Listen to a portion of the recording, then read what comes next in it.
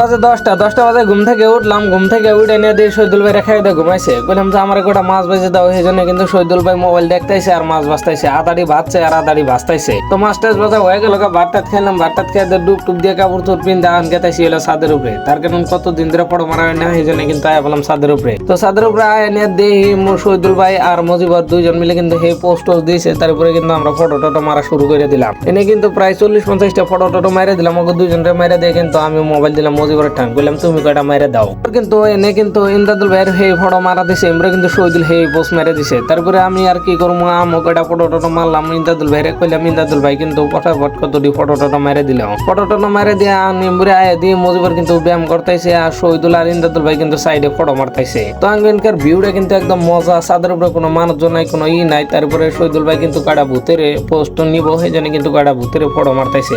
একটু পরে কইলো আমরা নিয়ে ভূত সাজানাবো, সেই জন্য কিন্তু আমি কিন্তু লঙ্গি নিয়ে ভূত সেজে গেলাম গা। তো দেখতে পাচ্ছ আমরা দুইজন মিলে কিন্তু একটা কালা ভূত একটা বগা ভূত, সেই জন্য কিন্তু দুইজন মিলে একদম মানাইছে, একদম দুইজনে কিন্তু পাশাপাশি খাড়ায় কতটি ফটো টটো মারলাম। ফটো টটো মারে নিয়ে আমি কিন্তু ছাদের বাইরে গেছি, ছাদের বাইরে যায় কতটি ফটো টটো মারলাম। ফাইনালি আঙ্গ শুটিং শেষ। তো এনে কিন্তু ফটো শুটিং করলাম, ভিডিও শুটিং করলাম, ভিডিও টিডিও শুটিং টুটিং করে কিন্তু আমরা আয়া বললাম রুমে।